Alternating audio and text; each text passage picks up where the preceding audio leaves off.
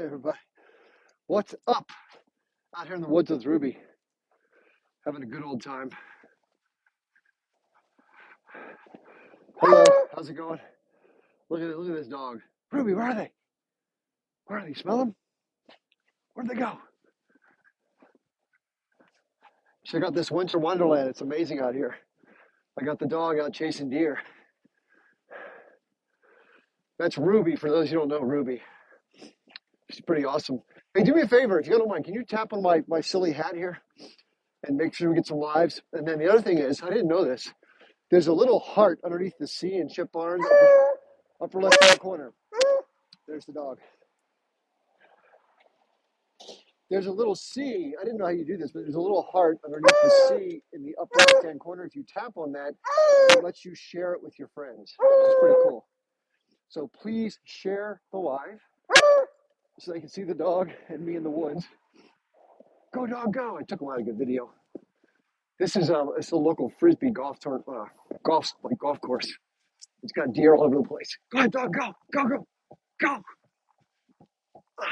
It's almost like skiing. It's beautiful in here. Has everybody been skiing before? Skiing, look at this. Look how beautiful this is. Unbelievable. Hey, nature's unbelievable. I love nature. I love being in the snow. When I was a kid, I was skiing all the time. But now here it sucks because the lift lines are long and the tickets are, it's like $160 for like an 8-hour ticket. It's ridiculous. So, I mean, everything's more expensive. I was hearing somebody say yesterday, they think the government rate is like 6% inflation. Give me a fucking break, right? Where is inflation 6%? I go to the grocery store and I look at the number when it says checkout, I almost fall over. Like, what? It's like $120 for a bag of groceries nowadays. Anyway, enough bitching about prices. How's everybody doing? Happy Friday. It's always nice to be out on a Friday afternoon. I normally take the dog to a park that has a bunch of other dogs, but today she loves chasing deer more than anything, even more than eating. So there she is. Ruby, you smell anything? What do you smell? Yeah? We're going to go a little further away from the deer because she goes absolutely ape shit. Anyway, yeah, I tell you what, being outdoors with the dog is so much fun. Go, Ruby, go. She saw a couple deer on the way over while we were driving. Oh my God, she almost jumped out of the window. Crazy. Come on, Ruby. Hey, whoa, come on. Ruby, come on. Somebody says they have a blue tick. That's a type of hound dog. Yeah, Ruby's a coon hound. So I adopted her from a shelter, and they told me she was 4 years old and that she was from West Virginia. And I'm guessing she was bred to be a hunting dog or something like that because obviously she freaks out over deer. But she has no clue about traffic, so I swear to God, a Mack truck could be coming and she'll go right up in front of it. It's ridiculous. So anyway, yeah, I don't think prices in America will ever go down again. Nope, I think it's going to get worse. And why wouldn't it? Because if you know what's going on in the country, there's $34+ trillion of U.S. debt. There's only a few ways to deal with it, even to pay the interest. Remember that when you have hey, Ruby, come on. When you have a budget every year, you have to pay for all your other services. You know, of course, they dedicate a lot of money to war/defense. But the annual budget runs an annual deficit, of course, and then you have the national debt, which is just all the previous years added together.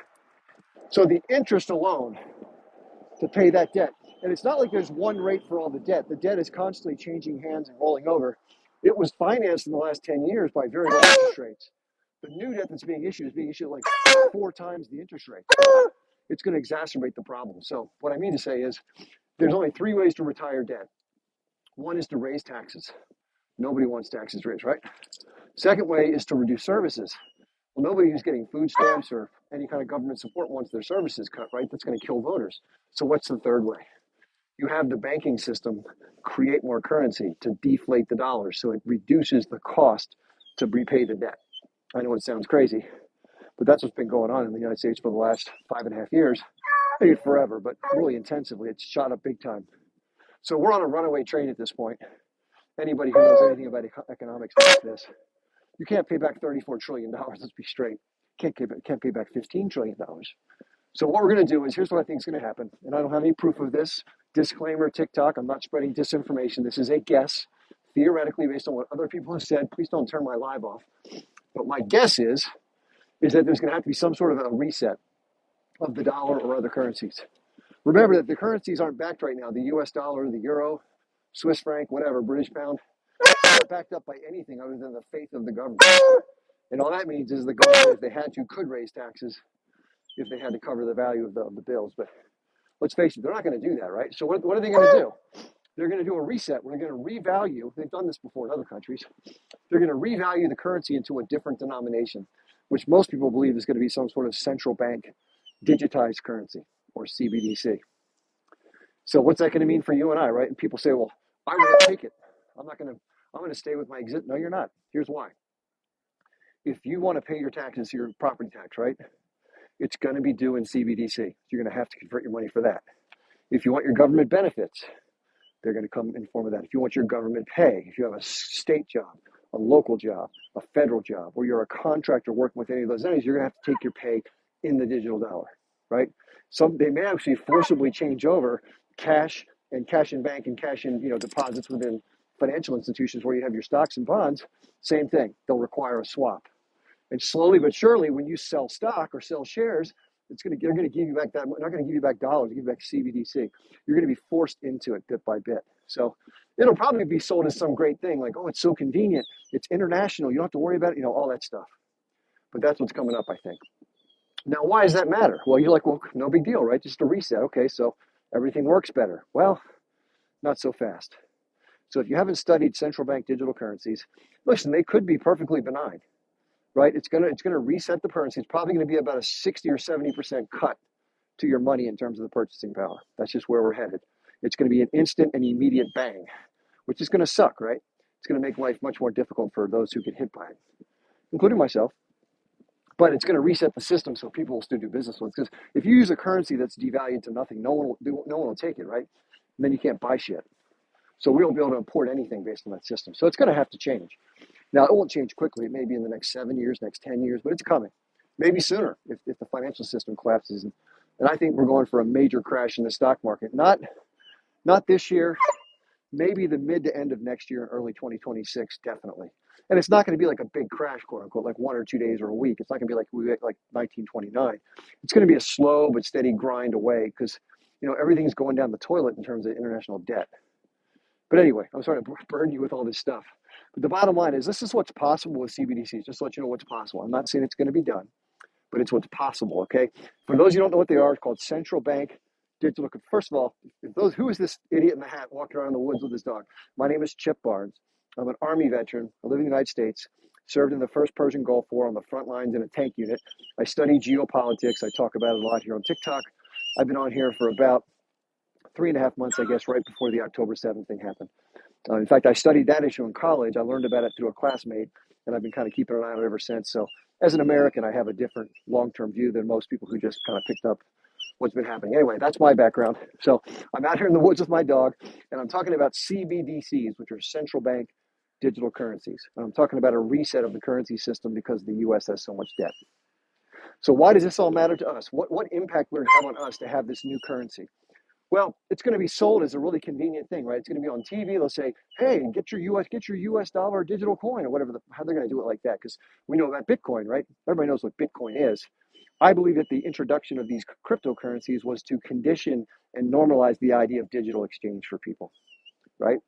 So having said that, and just like, this is another conditioning thing. I'll get back to the challenges of those CBDCs. But in terms of conditioning, right? You probably don't even notice this.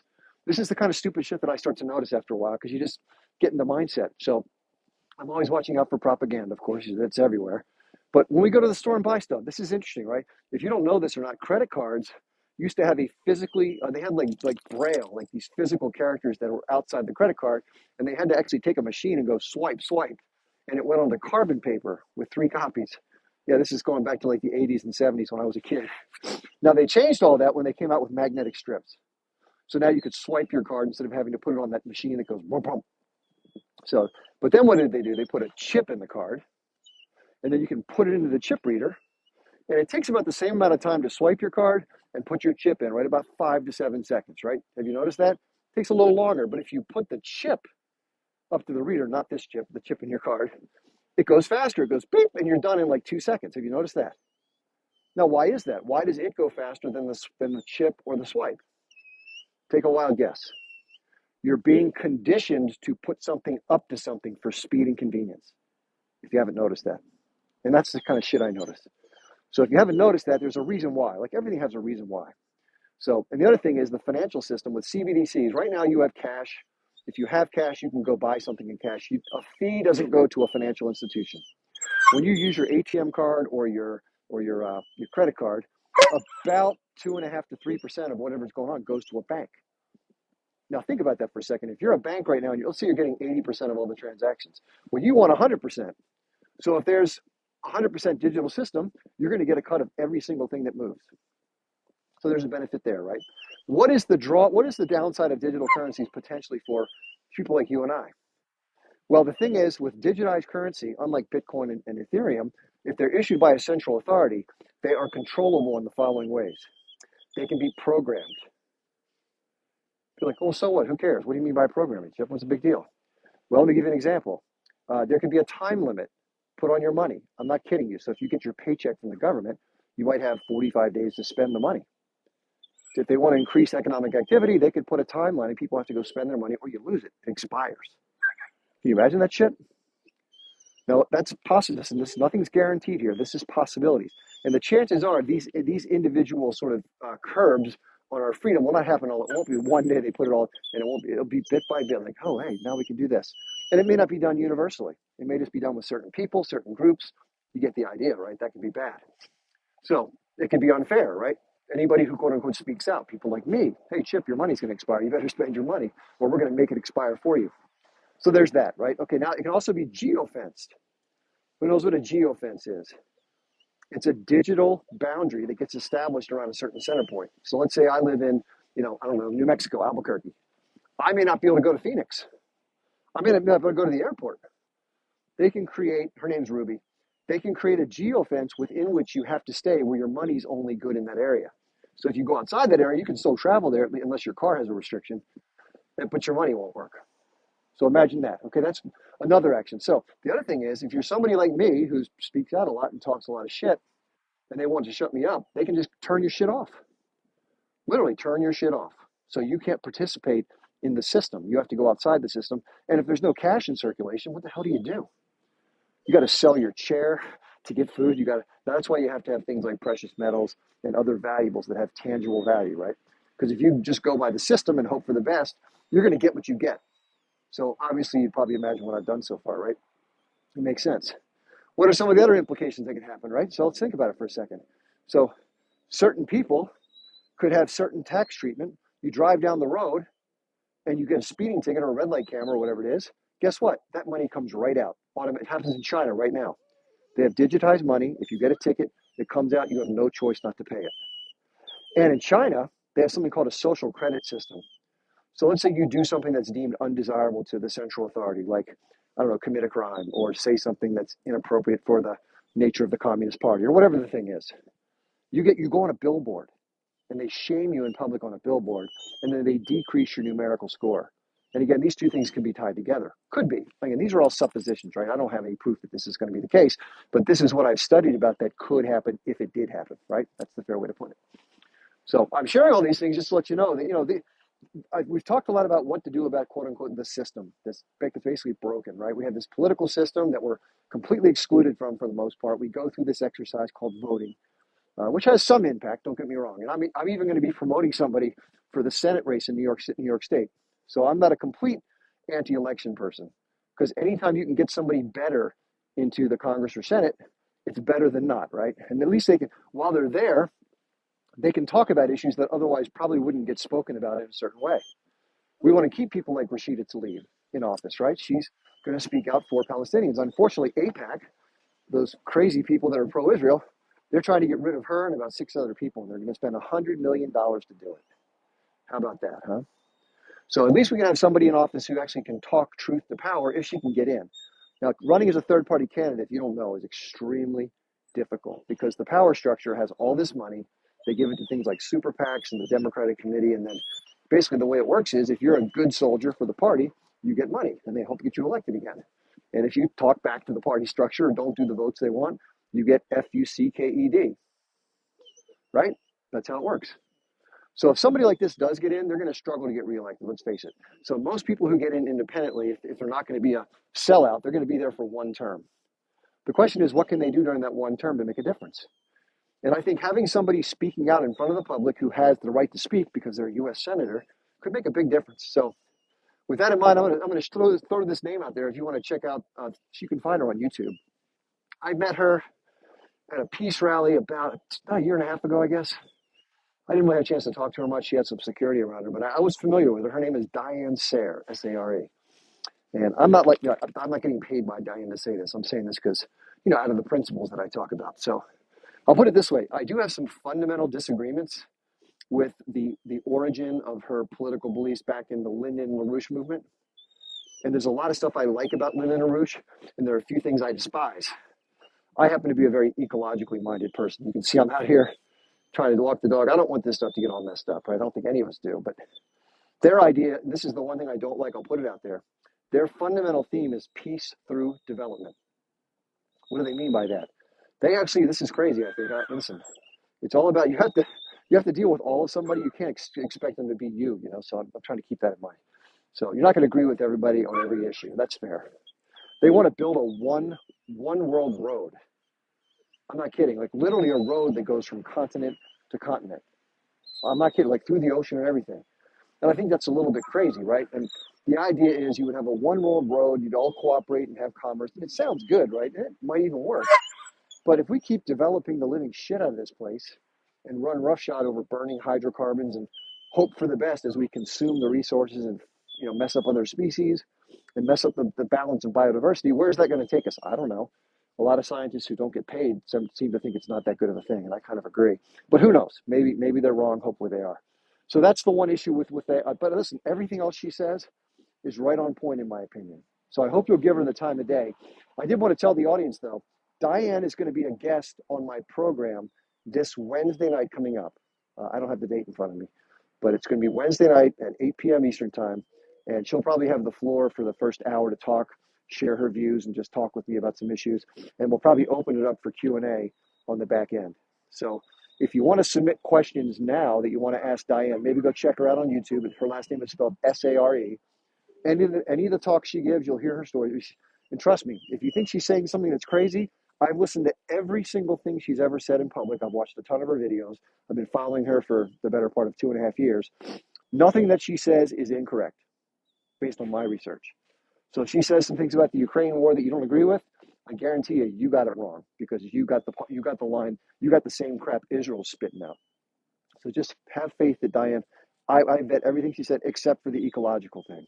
They think we need to burn more fossil fuels, and they may be right. I could be wrong. I sure the hell hope I am. But their idea is to develop and to give people better lives, which is not a bad thing, right? I think that's actually a good thing. But at what expense? Just like the formation of Israel, not a bad thing for Jewish people to have a homeland, safe place, but at what expense, right, to others? That's the same thinking. So it's getting a little dark out here. I am going live tonight at 8 p.m. This was a quick one just to show you the outdoors with the dog and stuff. But like I said, if you have questions, let me just share with you one quick thing about me, my normal schedule. I do an occasional one off the schedule, like today. My normal schedule is Monday, Wednesday, Friday from 8 p.m. to 10 p.m. Eastern time. I don't normally look like this, by the way. And then I do it on Tuesdays, Thursdays, and Saturdays from 12 noon to 2 p.m. Eastern. My dog's name is Ruby. She's a sweetie, although she loves to chase deer. I do a lot of geopolitical issues. I've talked a lot about the Israel-Palestine issue, but I have a lot more I want to talk about everybody. It's just right now the time is right to talk about this issue. But the Ukraine-Russia situation, we can talk about stuff that's happening down in the Congo. We can talk about what's happening in Sudan, Yemen, all over the place. This is just stuff that I study. It's fun for me. And, there's other people that know a lot more than I do. I know enough to be dangerous, right? That's what they always say, right?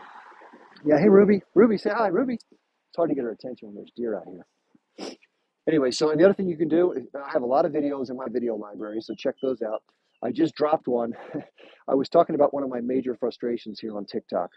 So I'm the kind of guy that likes to run into a buzzsaw just to see what I can do. So I go into a lot of pro-Israeli lives or try to get in. A lot of times they don't let me up. But if they do let me up, if I'm lucky enough to get in, they treat you like garbage. you try to make rational points and they step on you, they laugh at you, they tell you you're an idiot, you're a moron, they try to shut you up. It's just the behavior is atrocious.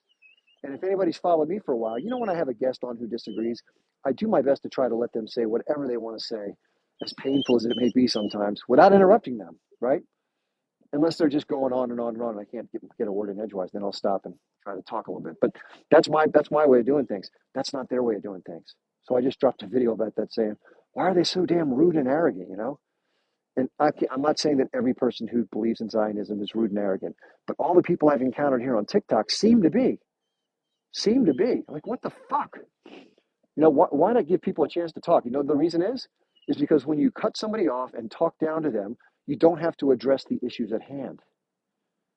So therein lies the reason behind the bad behavior. And there's a thing called reason, like rational argument.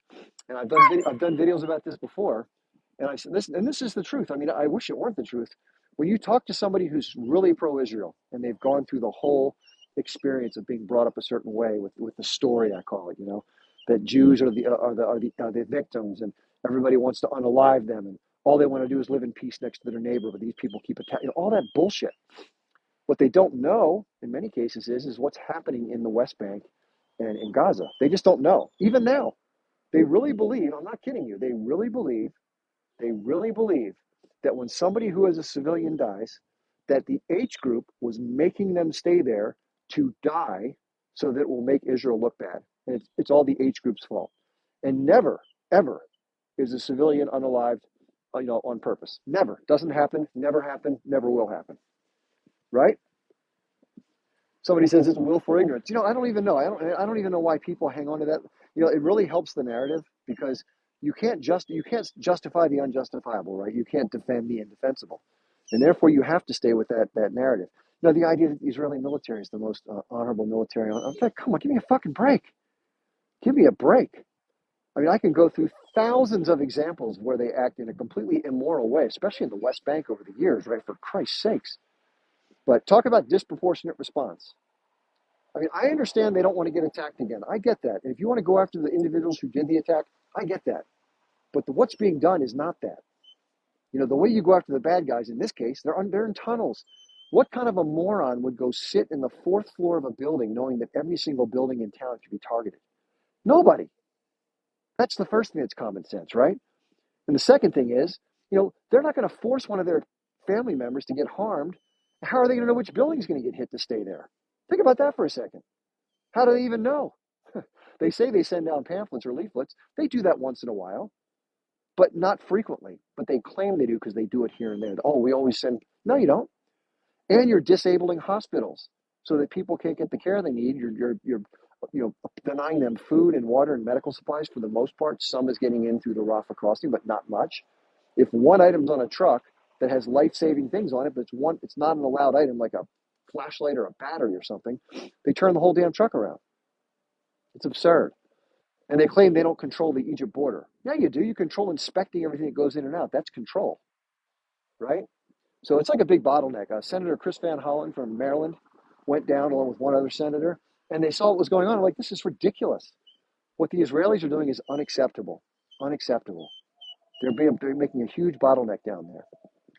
So I want to throw something else out there to the crowd. This is just a real quick idea. Please don't hate on me. I was just thinking this through today. So I want to see what the quick, just your off-the-cuff answer is. First of all, do you think anybody on TikTok who does these lives should earn any money? If the answer is yes, I want you to type the number 1. If the answer is no, I want you to type the number 0. Can we just do a quick informal poll? Should somebody get paid something? 1. Should they not? 0. I want to see what people think. So there's some 1s. I saw 1, 2, which means that they should not get paid. Somebody says 0. I guess that's fair. Yes, I guess that means no money. Yeah, 1 or 0. 1 or 0. So I just want to put this out there. Thank you for replying. I appreciate that. So, obviously I've not been doing this for money because I don't know if you know, I get paid like 7 cents for a live. If anybody donates, I get a little bit of that. I get 30% of it. But hey, Ruby, come on, baby. But I was kind of brainstorming today, like, how can I make this work? Because I love doing it. People seem to like it. But what do you do to make it work? All of us have to have a job to pay bills, right? So I was thinking it through, and I'm putting together some ideas that I want to share with the crowd tonight. And I want to see what the crowd has to say. I want to let the crowd tell me what to do. I don't want to do it myself. So obviously I have different platforms. If you haven't been to my link tree, if you're somebody who wants to check me out for more other than my videos, I can do stuff on Twitter and on Rumble that I just can't do here. Let's face it, we're on sort of unstable ground when it comes to platforms like TikTok and Instagram. There's just things we can't do. We all have to use this silly language like graping and unaliving. That's silliness, right? So anyway, I'm going to put some things out tonight. I hope you'll be there. It's going to be 8 p.m. tonight. And I want to let the audience kind of say, this is how we prefer to do it. I don't want to cram something down somebody's throat. But the bottom line is this. I'm going to start moving some of my content somewhere else because here it's difficult to do. They keep 70% of donations, which is a lot. And I have some links in my bio for that. People have been generous giving me donations. I have a Patreon I'm working on. If you don't know what that is, it's something where you can give people extra value for a small amount per month. Just trying to figure it out, though. I've been talking to Eric Warsaw, and I'm going to talk to SoCal Smitty, who's another big live person. And, obviously, we all want to be nice and give value and give people good information. And I'm just trying to figure out how to make it work. So it's nothing like I'm not a money grubber, trust me. Anyway, that's some food for thought. I got to take the dog in the car now.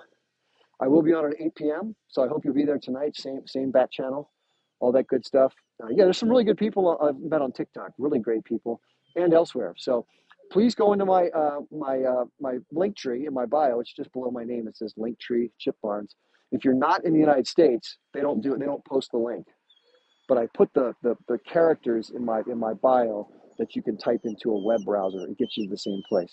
Okay, and you can see my Twitter, my Instagram, all that stuff. So check out my social media. I do record all my lives, and every single one I've done going back to mid-December is up on YouTube and Rumble. So if you ever call in as a guest and you want to go back in here, just remember the day, and I have them all logged by day and date. Okay, that's what I got for right now. Thanks for being with me. This has been a fun, short one, and I'll see everybody tonight. Let me see if I can do this without dropping my phone. Hey, talk to you soon. Thanks for being here, everybody. I really appreciate it.